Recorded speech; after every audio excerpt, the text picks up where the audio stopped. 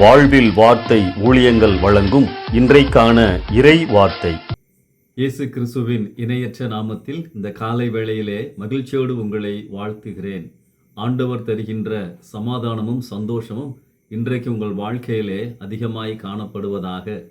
இன்றைக்கான இறை வார்த்தையில் ஆண்டவருடைய வார்த்தைகளை தியானிக்கலாம்.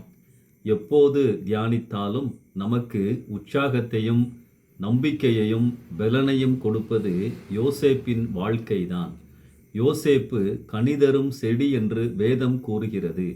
யோசேப்பின் வாழ்க்கையை உற்று பார்க்கும்போது ஏன் அவர் கனிதரும் செடி என்று அழைக்கப்பட்டார் என அறிந்து கொள்ளலாம். 4 பண்புகளை அவருடைய வாழ்க்கையில இருந்து நாம் அறிந்து கொள்ள முடியும். முதலாவது, தரிசனம் பெற்றவராய் இருந்தார். தன் வாலிப நாட்களிலே யோசேப்பு தேவனிடத்திலிருந்து தரிசனத்தை பெற்றிருந்தார்.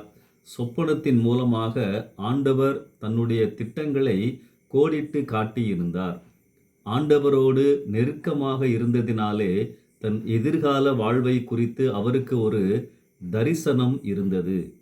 தரிசனம், அதாவது கடவுள்தான் என்னை வழி நடத்துகிறார் என்று உணர்ந்தவர்கள் சூழ்நிலைகளினால் பாதிக்கப்பட மாட்டார்கள்.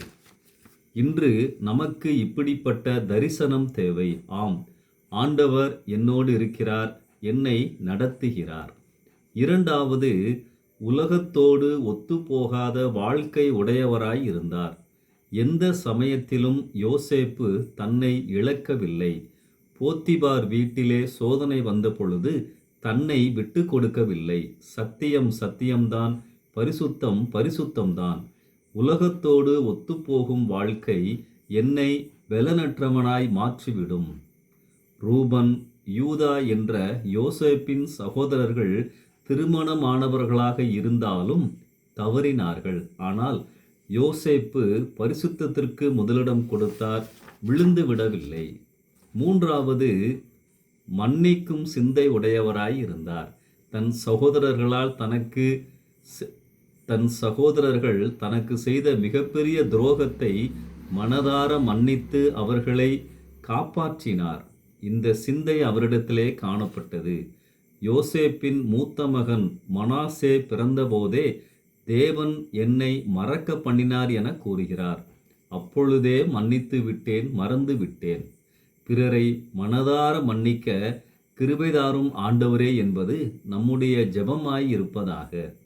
நான்காவது, தன் வாழ்வில் நடக்கும் காரியங்கள் எல்லாம் தேவனால் தான் நடைபெறுகிறது என்ற நிச்சயம் அவருக்கு இருந்தது. கடைசியில் தன் சகோதரர்களிடம் பேசும்போது, நீங்கள் அல்ல, தேவனே என்னை இவ்விடத்திலிருந்து நம் குடும்பத்தை பாதுகாக்க கொண்டு வந்தார், அனுப்பினார் என உரைக்கிறார். ஆரம்பத்தில் அவர் பெற்ற தரிசனத்தை அவர் மறக்கவில்லை. என் வாழ்வில் நடைபெறும் அனைத்து காரியங்களும் தேவனால் தான் நடைபெறுகிறது என்ற நிச்சயம் அவருக்கு இருந்தது. இந்த உறுதியான நம்பிக்கை நம்மோடு எப்பொழுதும் இருக்க வேண்டும். அன்பானவர்களே, யோசேப்பு கனிதரும் திராட்சை செடி. 4 காரியங்கள் அவருடைய வாழ்க்கையிலே தொடர்ந்து காணப்பட்டது. தரிசனம் பெற்றவராய் இருந்தார், உலகத்தோடு ஒத்துப்போகாத வாழ்க்கை உடையவராய் இருந்தார், மன்னிக்கும் சிந்தை உடையவராய் இருந்தார். தன் வாழ்வில் நடைபெறும் எல்லா காரியங்களும் ஆண்டவரால் தான் நடைபெறுகிறது என்ற புரிதல் அவருக்கு இருந்தது.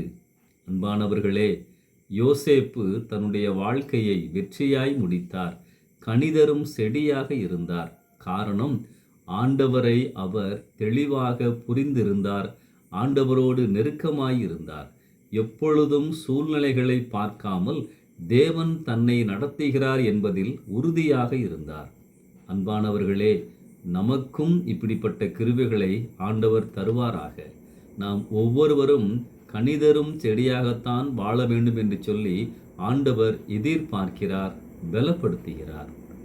இந்த சிந்தனையோடு இந்த நாளை ஆரம்பிப்போம். கர்த்தர் உங்களை ஆசீர்வதிப்பாராக. ஆமென்.